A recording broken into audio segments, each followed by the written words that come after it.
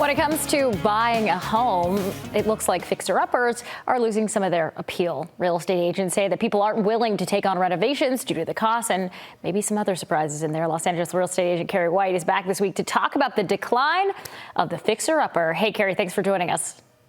Of course. Good morning. All right. So as we mentioned, the cost, that is one of those things, but it's more than the mortgage rate, right? What are some other factors in play here when it comes to a fixer-upper?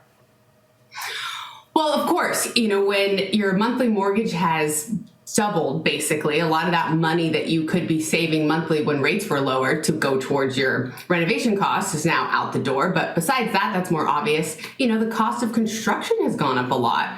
Cost of lumber, cost of materials.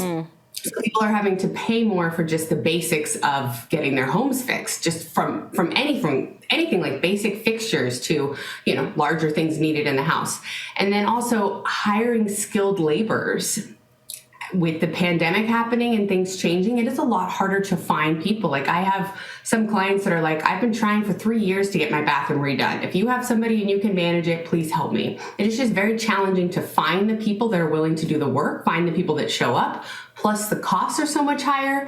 So there's just a lot of factors going into buying a fixer-upper, which used to be such an ideal, dreamy type of purchase, right?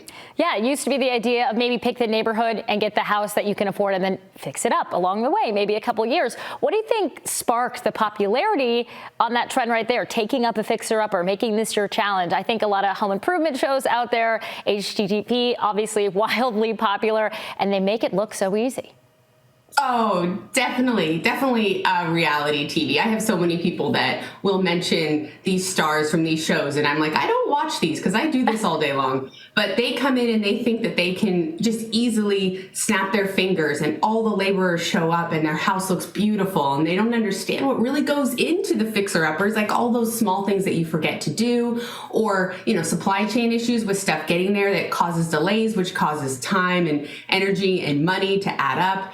And, on TV, everything just looks so easy, right? And everyone's got this interior designer for some reason, and they think it's very easy. And I'm not saying that it's not fun, and it couldn't be fun if you're into interior design, but it is so much more challenging than one would think. But these shows do glorify the whole fixer-upper. And a lot of times, you pick the wrong materials, or you don't know the little differences that go into things, you forget things. Your vanity is back ordered for 6 weeks, so it derails the whole construction. So you have to move on to the kitchen, but then something else is missing there. So it's just a lot different from reality TV shows. But, like anything, we kind of emulate what we see on TV sometimes and think that that's just how it is.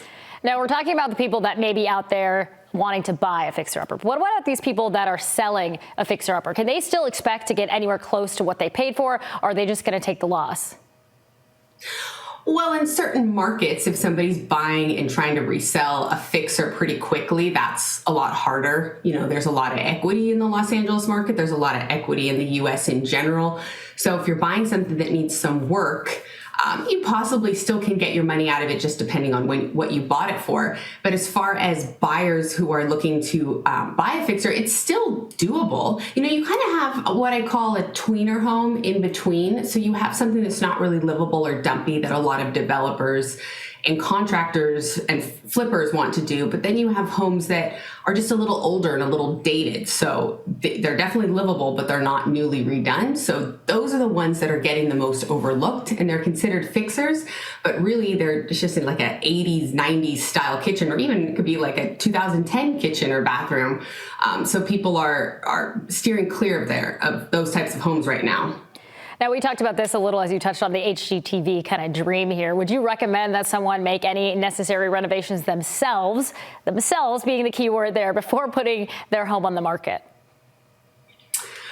So what I like to do when I have these in-between style homes is we do kind of like a quick makeover. And this could be anywhere from $10,000 to $15,000, which includes fresh paint throughout, painting kitchen cabinets if possible, either new flooring plus staging. So doing this basic cleanup can actually make a house that used to be a dumpy fixer look like a show-ready redone home. And they're just small little tweaks. Even putting fresh white towels and plants in the bathroom can make a big difference. So as far as redoing things in your home, I'd say minimally. If you're going to maybe do a bathroom that you want to do, but not the other one, you want the house to be cohesive altogether. So if you're just doing little things here and there, it's not really good for resale, but tweaking it, making it look pretty, it's like, getting a makeover, going on a first date. That kind of mentality is the best way to get the most out of your home. Very good analogy. Definitely something for people to think about out there. Once again, Keri, thanks for your time this week. Of course. You guys can get more of Keri by checking out her Instagram. That's for sure. Keri Ann. Subscribe to her YouTube channel as well for more advice just like this. That's Keri White Real Estate.